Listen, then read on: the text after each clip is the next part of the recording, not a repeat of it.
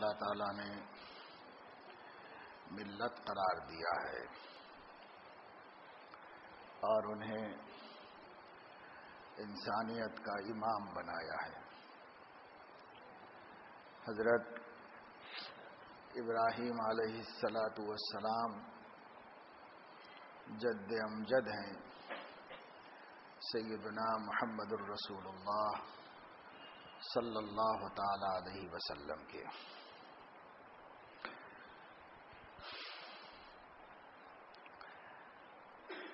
نبی امت کا روحانی باپ ہوتا ہے، اس لیے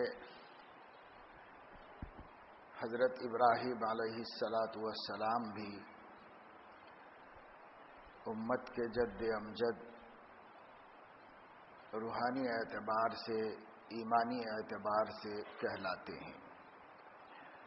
جیسے خون کا رشتہ ہوتا ہے اور جیسے دودھ کا رشتہ ہوتا ہے اور جیسے شہر اور دامادی کا رشتہ ہوتا ہے، اسی طریقے سے رشتے بہت سے تسلیم کیے جاتے ہیں۔ مثلا وطن کا رشتہ ہوتا ہے، آدمی اس کی وجہ سے بھائی چارگی محسوس کرتا ہے۔ اسی طریقے سے استاد کا رشتہ ہوتا ہے، پیر کا رشتہ ہوتا ہے، اور سب سے بڑا رشتہ پیغمبر کی نسبت کا ہوتا ہے کہ جو لوگ ایک نبی کی امت ہیں وہ سب آپس میں بھائی بھائی ہیں، اور نبی ان کا باپ ہے اور ازواج مطہرات ان کی مائیں ہیں۔ اسی لیے ہم لوگ ازواج مطہرات کو ام المومنین کہتے ہیں۔ قرآن کریم نے بھی کہا ہے النبی اولی بالمؤمنین من انفسہم وازواجہ امہاتہم۔ نبی کی بیویاں مسلمانوں کی مائیں ہیں، روحانی رشتہ ہے، ایمانی رشتہ ہے، نبوت کا رشتہ ہے، اس اعتبار سے وہ مائیں ہیں۔ اب پیغمبر ان کے باپ ہیں، اسی لیے رسول اللہ صلی اللہ تعالی علیہ وسلم نے جب ان سے پوچھا گیا کہ ان قربانیوں کی جو ہم بقرعید میں کرتے ہیں حقیقت کیا ہے، اس کی اصل اور اس کی تاریخ کیا ہے، اس کی نسبت کیا ہے، تو آپ نے اس کے جواب میں یہی فرمایا تھا سنت ابیکم ابراہیم، یہ تمہارے باپ ابراہیم کی سنت ہے، ان کا طریق ہے۔ اس لیے اس امت کو اگرچہ تمام انبیاء پر ایمان لائے ہیں اور تمام انبیاء کی عظمت و احترام کے ہم پابند ہیں، لیکن حضرت ابراہیم علیہ السلام سے ہمارے اپنے راست نبی حضرت محمد صلی اللہ علیہ وسلم کے بعد خاص نسبت حاصل ہے، خاص تعلق حاصل ہے۔ حضرت ابراہیم علیہ السلام امام الناس، ہم سب کے امام ہیں، اور ہمیں ان کی ملت میں شمار کیا گیا ہے، داخل کیا گیا ہے۔ وہ خلیل اللہ تھے اور اللہ تعالیٰ سے ان کا بہت خاص تعلق تھا۔ یوں اللہ سے تعلق مومنین کو، سبھی مومنین کو ہوتا ہے اور پیغمبروں کو بدرجہ اولا ہوتا ہے، لیکن حضرت ابراہیم کو اللہ کی ذات سے ایک خاص قسم کی انسیت و محبت تھی، اوروں کے مقابلے میں وہ نمایاں اور ممتاز تھی۔ ہر پیغمبر کو اللہ تعالیٰ نے کسی اچھی صفت سے امتیاز بخشا ہے کہ یہ ان کی پہچان بن جائے، یہ ان کی خصوصیت بن جائے۔ سب اچھی صفتیں رکھ کر کسی اچھی صفت سے امتیاز بخشا ہے۔ حضرت ابراہیم علیہ السلام کو اللہ تعالیٰ نے اپنے خلیل ہونے کی صفت سے امتیاز بخشا ہے۔ خلت کہتے ہیں بہت گاڑھی دوستی کو، قلبی تعلق کو، بڑی یکسانیت کو، محبت میں شدت کو، اس لیے اللہ تبارک و تعالی شانہ نے ان کا نام خلیل اللہ رکھا۔ ہمارے نبی صلی اللہ علیہ وسلم میں چونکہ سب امتیازات انبیاء جمع تھے تو خلیل ہونے کی شان بھی تھی آپ کے اندر، لیکن پچھلے پیغمبروں میں یہ حضرت ابراہیم علیہ السلام کی شان تھی۔ حضرت ابراہیم علیہ السلام کو نمایاں طور پر عطا کی گئی تھی۔ ایک دفعہ رسول اللہ صلی اللہ علیہ وسلم نے فرمایا لو کنت متخذا خلیلا لاتخذت ابا بکر خلیلا ولکنی خلیل الرحمن۔ فرمایا کہ میں اگر کسی کو اپنا خلیل بناتا، گاڑھا دوست بناتا تو ابو بکر کو بناتا، مگر میں تو خلیل الرحمن ہوں، رحمان کا سب سے زیادہ چاہنے والا ہوں۔ تو یہ خلیل اللہ ہونے کی صفت حضرت ابراہیم کے اندر انبیاء کی امتیازات میں امتیازی طور پر ہے، اور ہمارے نبی صلی اللہ علیہ وسلم کی جامعیت میں خود بخود داخل ہے اور خود بخود شامل ہے۔ حضرت ابراہیم علیہ السلام اللہ کے کسی غیر پر کبھی نظر نہیں فرماتے تھے۔ پیدا ہوئے تھے اپنے زمانے کے سب سے بڑے مشرک کے گھر میں، کیونکہ ان کے باپ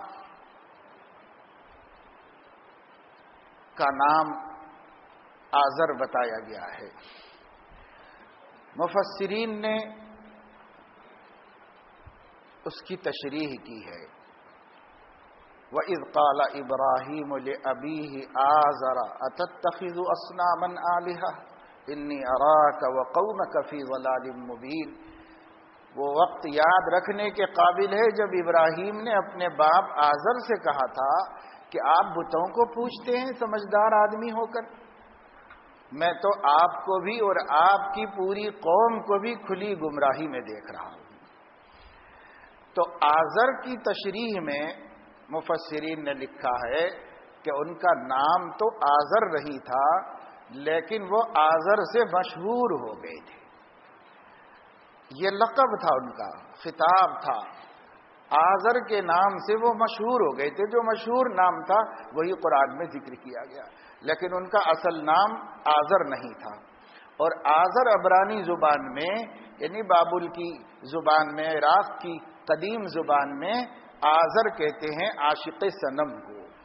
وہ بتوں کے اتنے عاشق تھے اور بت بناتے تھے، بت بیچتے تھے، بت پوجتے تھے، بت پوجتے تھے، سب بتوں ہی کے پیچھے رہتے تھے ہمیشہ۔ تو اس لیے قوم ان کو آزر کہتی تھی، عاشق صنم کہتی تھی ان کو۔ تو وہ نام ان کا مشہور ہو گیا، معروف ہو گیا یہی نام۔ تو ایسے باپ کے گھر میں پیدا ہوئے حضرت ابراہیم علیہ السلام، لیکن جب سے اللہ تعالی نے انہیں سوجھ بوجھ عطا فرمائی، اس کم سنی کی عمر سے لے کر کے بھی اخیر تک حضرت ابراہیم علیہ السلام اپنا دھیان اللہ کے کسی غیر کی طرف متوجہ نہیں ہونے دیتے تھے، ہمیشہ اللہ کے دھیان میں رہتے تھے، ہمیشہ اللہ کی خیال میں رہتے تھے۔ اور جس وقت نمرود ان کا دشمن ہو گیا، وہ وقت کا بادشاہ تھا، جابر تھا، اپنے کو الہ اور خدا منواتا تھا، اور حضرت ابراہیم علیہ السلام لوگوں کو سمجھاتے تھے کہ اپنے جیسے ایک محتاج کو الہ مانتے ہو، الہ تو وہ ہونا چاہیے جو ہم پر فائق ہو، ہم سے قابل ہو، ہم پر قادر ہو، ہمارا خالق ہو، ہمارا مالک ہو، وہ خدا ہونا چاہیے، تم اپنے جیسوں کو خدا مانتے ہو۔ نمرود تو تمہارے جیسا ایک انسان ہے۔ انہوں نے بچپن میں اپنی ماں سے لاڑ پیار میں سوال فرمایا تھا کہ اماں مجھے کون پالتا ہے؟ تو انہوں نے کہا تھا کہ میں پالتی ہوں، تم کو کھلاتی ہوں، پلاتی ہوں، سلاتی ہوں، راحت کا سکھ کا انتظام کرتی ہوں، درد دکھ کو دور کرتی ہوں، تمہارا تو پرورش کا کام میں کر رہی ہوں۔ تو انہوں نے پوچھا کہ آپ کو کون پالتے ہیں؟ تو ان کی ماں نے کہا کہ تمہارے ابو پالتے ہیں، ہمارے دکھ درد کو دیکھتے ہیں، ہماری مشکلات کو ختم کرتے ہیں، ہماری راحت کا انتظام کرتے ہیں، ہمارے کھانے پینے کا بندوبست کرتے ہیں، سب وہ کرتے ہیں، وہ پال رہے ہیں، وہ پرورش کر رہے ہیں ہماری۔ تو پوچھا کہ ابو کو کون پالتے ہیں؟ تو اس نے کہا کہ ابو کو تو نمرود پالتے ہیں، وہ ہمارے الہ ہیں، وہ ہمارے پروردگار ہیں، وہی ہمارے اچھے برے کو دیکھتے ہیں، وہی ہماری پریشانیوں کو دور کرتے ہیں۔ تو انہوں نے پوچھا کہ کیا نمرود ہمارے جیسے انسان نہیں ہے؟ تو کہا انسان تو ہیں، کھاتے پیتے ہیں، ہاں کھاتے پیتے ہیں، پیشاب پاخانہ کرتے ہیں، ہاں وہ بھی، اور سوتے ہیں تو وہ بھی کرتے ہیں۔ تو جب سب کچھ وہ ہماری طرح ہیں تو پھر انہیں کون پالتا ہے؟ ان کا بھی تو کوئی پالنے والا ہونا چاہیے، ان کو کون پالتا ہے؟ تو وہ ماں کو بدعقیدگی کی وجہ سے غصہ آیا، اس نے کہا کہ بیٹا چپ ہو جا، نمرود کے بارے میں کچھ مت کہہ، وہ سب کے پالنے والے ہیں، سب کے وہی پالنے والے ہیں، ان کے بارے میں کچھ مت کہہ۔ مگر وہ بچے کا استدلال یہ تھا کہ ہماری طرح کی محتاجیاں جب ان کے ساتھ لگی ہوئی ہیں تو ہر محتاج کی حاجت براری کرنے والا کوئی ہونا چاہیے، تو اس کی کون کرتا ہے؟ ٹھیک ہے وہ ہماری کر رہا ہے، لیکن اس کی کون کرتا ہے؟ یہ سوال تھا جس کا جواب نہیں دیا جا سکا۔ اس نے کہا تمہارے ابو آئیں گے، وہ جواب دیں گے۔ آزر آئے تو ماں نے شکایت کی، گستاخی کی، تو آزر نے سمجھانے کی کوشش کی، لیکن ان کا ایک بھولا بھالا سا سوال تھا کہ جب وہ بھی ہماری طرح محتاج ہیں تو ہر محتاج کا کوئی حاجت براری کرنے والا ہونا چاہیے، تو ان کا بھی تو کوئی ہونا چاہیے، میرا سوال ہے بس، اور کچھ نہیں، اس کا جواب ہو، اطمینان ہو جائے ہمیں۔ ظاہر ہے کہ اس کا جواب نہیں تھا، تو آزر نے سختی سے کام لیا اور اس گستاخی کی شکایت نمرود کی بارگاہ میں کر دی۔ تو نمرود بہت ناراض ہوا، اور پھر بڑے ہونے کے بعد حضرت ابراہیم نے براہ راست نمرود کو دعوت دی اللہ کی توحید کے قائل ہونے اور اپنے رب کی معرفت حاصل کرنے کی دعوت دی کہ تو رب نہیں ہے، تو خود محتاج بندہ ہے، اپنے رب کو پہچان۔ رب کون ہے؟ کوئی اور ہے جو تیرا خالق ہے، مالک ہے، اور تیرے پاس جو کچھ ہے سب کا عطا کرنے والا وہی ہے، اس کو پہچان۔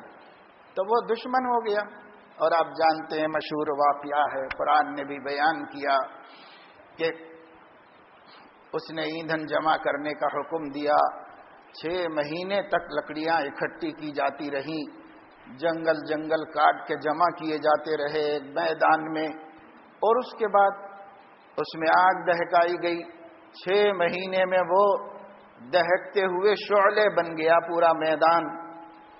پھر اس کے اندر ان کو پھینکنا چاہا تو اطراف و اکناف میں اس قدر حدت و گرمی ہو گئی تھی اس کی وجہ سے کہ کوئی قریب جانے والا بھی جل کر بھسم ہو جائے، تو کیسے لے جا کر پھینکا جائے اس کے اندر۔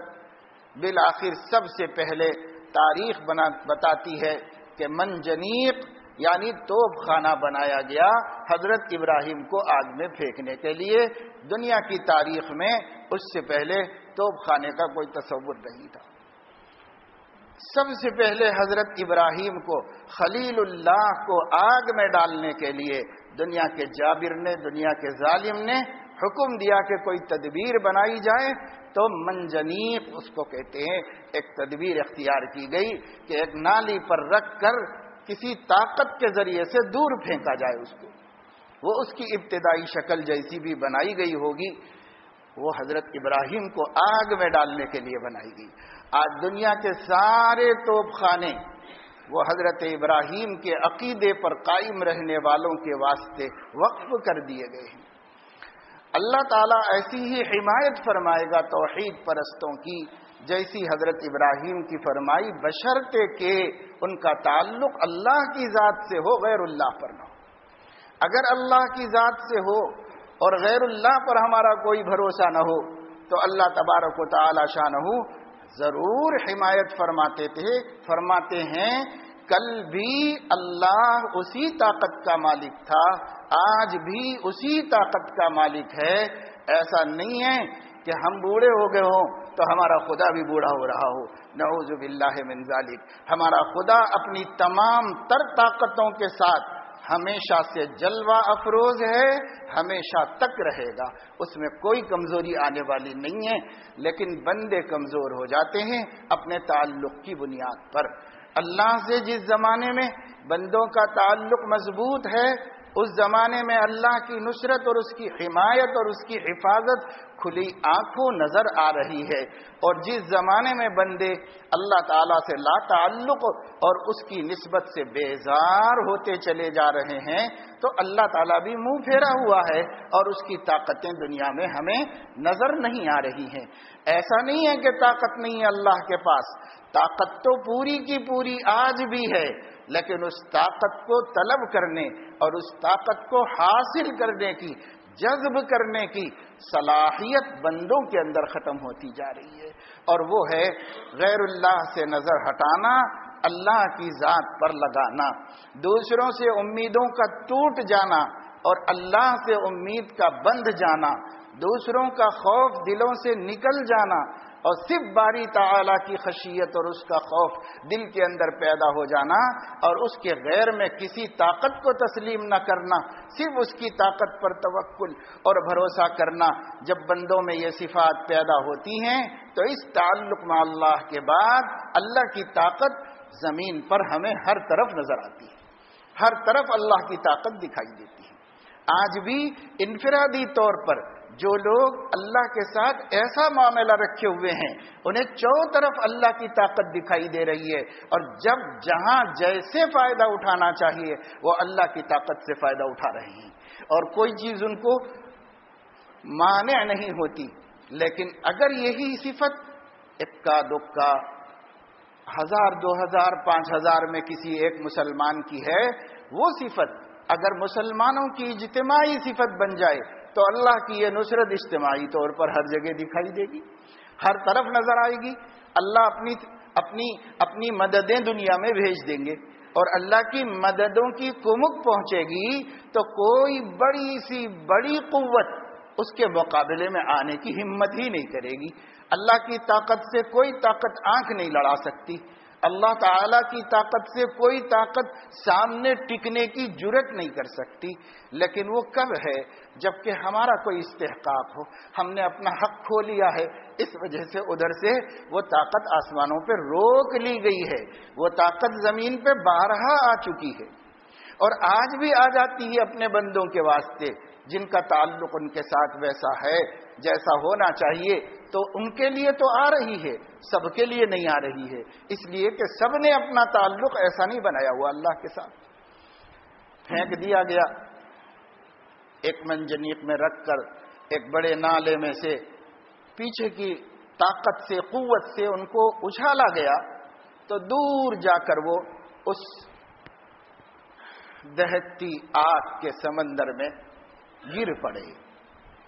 وہ گر پڑے تو روایات میں آتا ہے کہ فرشتے بہت بے چین تھے کہ کیا آج خلیل اللہ کو جلایا جائے گا، اور جلانے والا جھوٹا خدائی کا دعوے دار ہوگا، اور اس کے مقابلے میں سچا خدا خاموشی اختیار کر لے گا، کیا ہوگا؟ فرشتے پریشان تھے۔ ان کی بے چینی جب حد سے گزر گئی، جب ان کو بالکل پھینک دینے کا وقت آ گیا، انہوں نے کہا کہ بار الہ یہ کیا ہو رہا ہے عالم میں؟ اللہ نے فرمایا تم سے ہو سکے تو جاؤ کچھ ان کی مدد کر دو۔ تو آئے فرشتے اور انہوں نے کہا کہ ابراہیم ہم آئے ہیں اللہ کی طرف سے، بتائیے ہم آپ کی کیا مدد کریں اس موقع کے اوپر؟ تو انہوں نے کہا کہ تم بھی غیر اللہ ہو، مجھے تو میرے رب کی مدد لینی ہے، مجھے تو میرے رب کی مدد لینی ہے۔ اللہ دیکھ رہا ہے کہ ابراہیم کے ساتھ کیا ہو رہا ہے، اگر اس کو یہ پسند ہے تو مجھے بھی پسند ہے، اور اگر اس کو یہ نہیں پسند ہے تو تمہاری ضرورت نہیں، وہ بچائے گا مجھے۔ تفسیر کی کتابوں میں حضرت ابراہیم علیہ السلام کے الفاظ بھی منقول ہیں کہ حضرت ابراہیم علیہ السلام نے یہ فرمایا، اللہ کی نگاہوں میں ہونا غیر اللہ کی مدد سے مجھے مستغنی اور بے نیاز کر دیا ہے، کسی کی مدد کا میں محتاج نہیں رہ گیا، اللہ کا دیکھنا مجھے کافی ہے، اور اس کی نگرانی کافی ہے، اور اس کی قوت میرے لیے کافی ہے. اس کی نگرانی اور اس کی آنکھوں نے مجھے غیر اللہ سے جو ہے مستغنی کر دیا ہے. اس لیے پھر اللہ تعالیٰ نے فرمایا کہ ٹھیک ہے. فرشتے بھی ہٹ گئے کہ جب انہیں اللہ کے غیر سے مدد کچھ بھی نہیں لینی، کسی سے نہیں لینی، تو وہ بھی بازو ہٹ گئے. اور جب انہیں اس آگ میں ڈال دیا گیا تو قرآن کریم میں خود اللہ نے نازل فرمایا ہے کہ ہم نے خود آگ سے کہا، قلنا، ہم نے کہا، یا نار کونی برداً وسلاما علی ابراہیم، اے آگ تجھے جلانے کی شان میں نے دی ہے اور تو خود بھی میری مخلوق اور میرے بندی ہے. میں تجھے حکم دیتا ہوں کہ اب ابراہیم کے لیے تو اپنا کام بدل دے. اب تیرا کام جلانا نہیں ہے، اب تیرا کام بچانا ہے اور تیرا کام گلزار بن جانا ہے. یہ لکڑیاں اور یہ ایندھن، یہ آگ کے انگارے، یہ سب پھول کی پنکھڑیاں بن جائیں، یہ سب خوشبو بن جائیں، یہ سب ٹھنڈک بن جائیں، یہ میٹھی ہوائیں بن جائیں، یہ راحت اور آرام بن جائیں. اور دیکھو اگر اللہ صرف اتنا فرماتا یا نار کونی بردن تو حکم حاکم کا تھا. جب اللہ اس کو یہ کہتے کہ آگ تو بہت جل رہی ہے، ٹھنڈی ہو جا، تو اتنی ٹھنڈی ہو جاتی کہ حضرت ابراہیم کے لیے وہ بھی قابل برداشت نہ ہوتی. اس لیے فرمایا سلامن، سلامتی کے ساتھ، اعتدال کے ساتھ، میڈیم طریقے پر، جتنا کہ میرے خلیل کو اچھا لگے اور اس کو اس سے راحت ملے، اتنی ٹھنڈی ہو جا. تو آگ ایسی ٹھنڈی ہو گئی. اللہ پاک نے فرمایا کہ ہم تھوڑے ہی محتاج ہیں کہ ہم یہ انتظام کرو، وہ انتظام کرو، فوج لاؤ، لشکر لاؤ. ہم تھوڑے ہی محتاج ہیں اس کے تو بندے محتاج ہیں. ہماری لشکر تو ساری کائنات ہے، ساری کائنات ہماری لشکر ہے. اور اتنی بڑی کوشش خلیل اللہ کو جلانے کی گئی، پورا ملک دشمن ہوا، ماں دشمن بنی، باپ دشمن ہوا، اور باپ نے یہاں تک کہہ دیا اپنے بیٹے سے لخت جگر سے، لئن لم تنتہی لأرجمنک وہجرنی ملیا. ابراہیم نہیں باز آئے گا تو توحید کی باتوں سے، اور تو باز نہیں آئے گا شرک کو برا بھلا کہنے سے، تو سن لے، تجھے میں پتھر مار مار کے ہلاک کر دوں گا، یا تجھے شہر بدر ہو جانا پڑے گا اور میرے گھر سے نکل جانا اور وطن سے بے وطن ہو جانا پڑے گا. حضرت ابراہیم علیہ السلام نے اس کو بھی بڑے حلم سے، بڑے صبر سے سنا. وہ آخری وارننگ تھی آزر کی، باپ کی آخری وارننگ تھی اپنے بیٹے کی، اور کچھ خبر نہیں کہ بیٹا اللہ کا پیغمبر ہے، اور اسے کچھ پتا نہیں ہے کہ اس کے پیچھے اللہ تعالیٰ کی پوری قدرت، پوری مشنری، پوری کائنات کام کر رہی ہے. اس کو کچھ پتا نہیں تھا. اس نے اپنی بڑائی دکھائی نمرود کے بھرے پر، اور اس نے اپنا زور دکھایا بادشاہ وقت کی موافقت اور طاقت کی بنیاد پر. لیکن حضرت ابراہیم علیہ السلام غصے میں نہیں آئے. چاہے تو کہہ سکتے تھے کہ تیری کیا حیثیت ہے، تیری کیا ویلو ہے، میں تو آسمان زمین کے مالک کی طرف سے کھڑا ہوا ہوں اور تو نمرود کی طرف سے کھڑا ہوا ہے. تیری کیا حیثیت ہے کہ مجھے شہر سے نکال سکے، تیری کیا حیثیت ہے کہ مجھے سنسار کر سکے. کہہ سکتے تھے پیغمبر ہونے کے ناطے اور اللہ کے نمائندہ اور خلیفۃ اللہ فی الارض ہونے کی حیثیت سے. لیکن حضرت ابراہیم علیہ السلام کے سامنے جو شخص سختیاں کر رہا تھا وہ رشتے کے اعتبار سے ان کا باپ تھا، اور اللہ خود اپنے باپ کا احترام سکھاتا ہے. اس لیے حضرت ابراہیم علیہ السلام نے ان سے کہا، اے ابا، اگر آپ کا ایسا ہی ارادہ ہے تو میں آپ سے الجھتا نہیں اور آپ کو کوئی تکلیف مزید دینا نہیں چاہتا. سلام علیک ساستغفر لک ربی انہ کان بی حفیا. بس میں اب آپ کے لیے اللہ سے دعا کرتا ہوں، اب میرے پاس کچھ بھی نہیں ہے. جب آپ نے آخری تہدید مجھے سنا دی اور آخری بات مجھے سنا دی ہے تو اب میں مقابلہ نہیں کروں گا، آپ سے بے ادبی نہیں کروں گا، لڑوں گا نہیں، بدتمیزی نہیں کروں گا، سخت کلامی نہیں کروں گا، کیونکہ آخر کو آپ باپ ہیں میرے. البتہ میں آپ کے لیے اللہ سے دعا، سلام علیکہ، اللہ آپ کا بھلا کر دے، اللہ آپ کو صحیح سمجھ دے، بس دعا کروں گا. اور سأستغفر لک ربی، پیغمبر وقت کی جو آپ نے گستاخی کی ہے تو میں اس کی بھی سزا نہیں مانگوں گا، کہوں گا کہ اللہ میرے پروردگار میرے باپ کو بخش دیجئے، معاف کر دیجئے، میں یہی دعا کروں گا کیونکہ آخر آپ باپ ہیں۔ یہ حلم، یہ صبر انبیاء علیہ الصلاۃ والسلام کو مخلوق کے مقابلے میں تہذیب کی بلندی کے ساتھ عطا کی جاتی ہے۔ آج ذرا ذرا سے مسئلے میں چھوٹے بڑوں سے اور بڑے چھوٹوں سے مٹ بھیڑ کرتے ہیں، الجھ پڑتے ہیں اور کہتے ہیں کہ یہ روشن زمانہ ہے اور اس وقت دنیا تہذیب میں ترقی کر گئی ہے۔ روشنی اور تہذیب کی ترقی تو صرف پیغمبروں کے پاس ہے اور کسی کے پاس بھی نہیں۔ دنیا کو کچھ سوجھ بوجھ ہے تو پیغمبر کی روشنی سے روشنی لی ہے انہوں نے، لیکن یہ روشنی پیغمبر سے ہٹ کر، نبوت کے گھر سے ہٹ کر کہیں بھی نہیں ہے۔ یہ صرف نبوت کے گھر میں ملتی ہے تہذیب اور انسانیت کی روشنی۔ اتنے سخت مظالم کے بعد حضرت ابراہیم علیہ السلام کہہ رہے ہیں سلام علیک ساستغفر لک ربی انہ کان بی حفیہ، کیونکہ میرا رب میرے ساتھ بہت مہربان ہے۔ ایک مہربانی یہ بھی کر دے گا کہ آپ کو سلامتی نصیب کر دے، جہنم کی آگ سے بھی، کفر شرک سے بھی، اور ہر چیز سے اللہ آپ کو سلامتی نصیب کر دے۔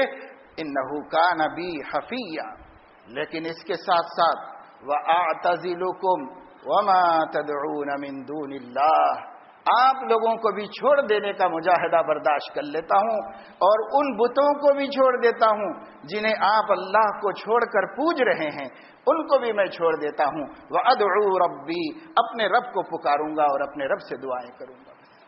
اس وقت بھی دعوت میں کوتاہی نہیں فرمائی، دعوت دی اور چلے گئے۔ اللہ نے بھی ان سے فرمایا کہ اب آپ چلے جاؤ دوسرے علاقے میں۔ انہوں نے اپنا وطن بابل چھوڑا، عراق کی سرزمین سے ہجرت کی اور فلسطین پہنچے۔ ساتھ میں ایک چچا زاد بھائی تھے اور ان کی اپنی بیوی تھی، اور کوئی بھی نہیں تھا جو ان کو ماننے والا تھا۔ ایک چچا زاد بھائی ان پر ایمان لائے تھے، ان کو ساتھ میں لے لیا۔ ان کی بیوی مومنہ تھی، ان کو ساتھ میں لے لیا، اور 3 آدمی ہجرت کر کے عراق سے فلسطین کی طرف چلے گئے۔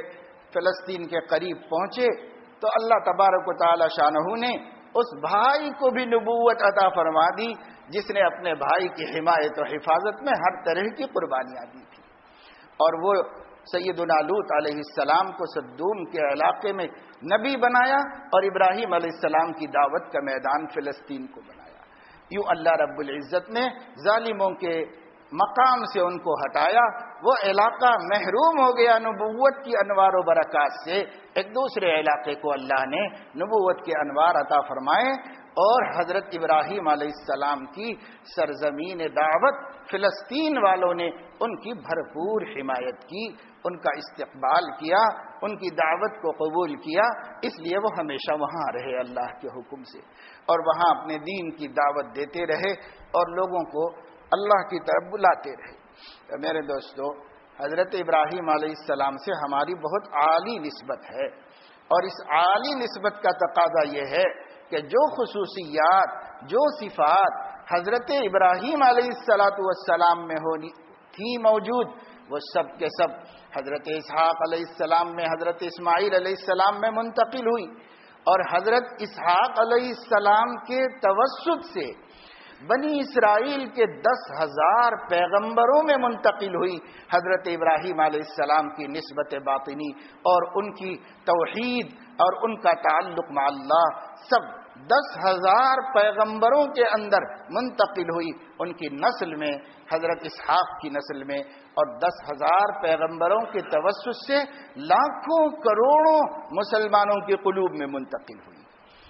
اور دوسری جانب حضرت ابراہیم علیہ السلام کی ان خصوصیات اور ان کی ان امتیازات کی نسبت حضرت اسماعیل علیہ السلام جو ان کے بڑے بیٹے تھے ان کے سینے میں منتقل ہوئی، اور اس شاخ کے ذریعے سے سیدنا و مولانا و حبیبنا حضرت محمد صلی اللہ علیہ وسلم کے قلب مبارک میں منتقل ہوئی، اور حضرت محمد صلی اللہ علیہ وسلم کے ذریعے تمام انبیاء علیہم الصلاۃ والسلام سے، یعنی صرف بنی اسرائیل کے نہیں، حضرت آدم سے حضرت عیسیٰ تک تمام انبیاء علیہ الصلوۃ والسلام کے ذریعے جتنے خدا کے بندوں کو وہ روشنی ملی تھی، ان سب سے 10 گنا زیادہ حضرت محمد صلی اللہ علیہ وسلم کے ذریعے اللہ کے بندوں کو ہدایت کی روشنی ملی۔ قیامت کے دن جب جنتی جنت میں جا رہے ہوں گے تو 1 کروڑ میں 1 دوسرے نبی کی امتوں میں سے ہوگا اور باقی ہمارے نبی کی امت میں سے جنت کے اندر داخل ہوں گے۔ اللہ تبارک و تعالی شانہ نے ان کے ذریعے سے ہدایت کو سب سے زیادہ دنیا میں پھیلایا اور سب سے زیادہ عام کیا ہے۔ یہ اللہ تعالیٰ نے شان عطا فرمائی۔ یہ ہے نسبت ابراہیم علیہ السلام کی۔ ان کی خصوصیت کیا ہے؟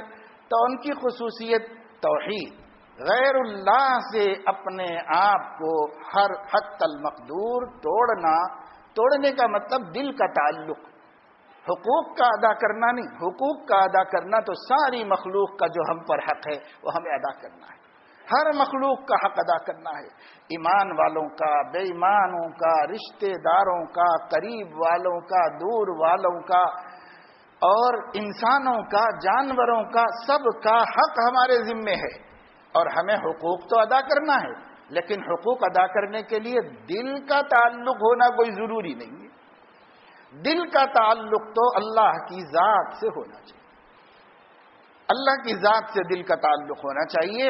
دل ہمیشہ اس کی یاد میں بے چین رہے، ہمیشہ اس سے ملنے کے لیے تڑپتا رہے، ہمیشہ اس کی رضا اور اس کی خوشنودی کی فکر میں مگن اور اسی سے مسرور رہے، اور اس کی ناراضگی کا ایک احساس بھی اس کی زندگی کو کڑوی بنا دے۔ یہ دل کا تعلق اللہ کی ذات کے ساتھ ہو جائے، یہ ہے توحید خالص اور کمال معرفت اللہ رب العزت کی۔ یہ نصیب ہونا اور اس کے اوپر محنت کرنا۔ انسان محنت کرتا ہے تو کیا نہیں ملتا انسان کو، محنت کرے گا تو توحید خالص بھی ملے گی اس کو، لیکن محنت کرنی پڑے گی۔ ہر چیز محنت سے حاصل ہوتی ہے۔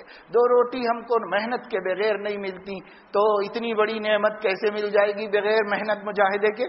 اس لیے اس میں مجاہدہ ہے، مجاہدہ کرنا پڑے گا اور کوشش کرنی پڑے گی، صحیح اسباب و تدابیر اختیار کرنے پڑیں گے تو بندے کا دل اللہ سے ایسا جڑ جائے گا کہ وہ یوں کہہ سکے گا کہ شکر ہے درد دل مستقل ہو گیا، اب تو شاید میرا دل بھی دل ہو گیا۔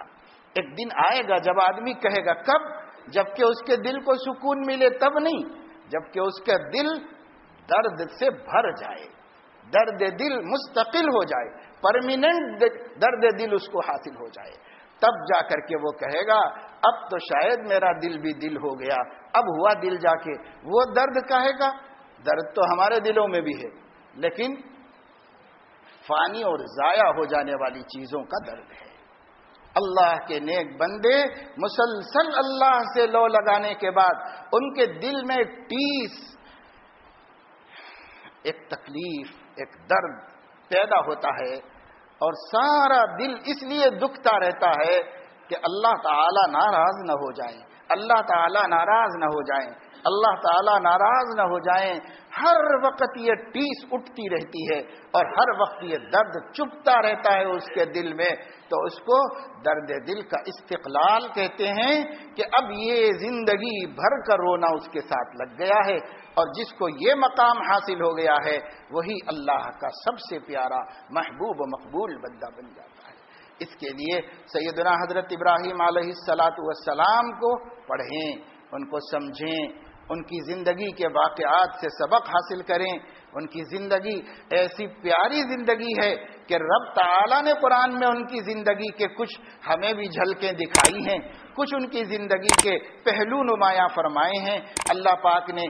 تو اللہ تعالیٰ نے جس کو ہمارے لیے نمونہ بنانا چاہا، جس کی زندگی کے واقعات سے ہمارے ایمان کو مضبوط کرنا چاہا، اس کی زندگی ہم نہیں پڑھیں گے تو ہمارا ایمان کیسے مضبوط ہوگا، ہمارا یقین کیسے مضبوط ہوگا، ہمارا تعلق مع اللہ کیسے مضبوط ہوگا۔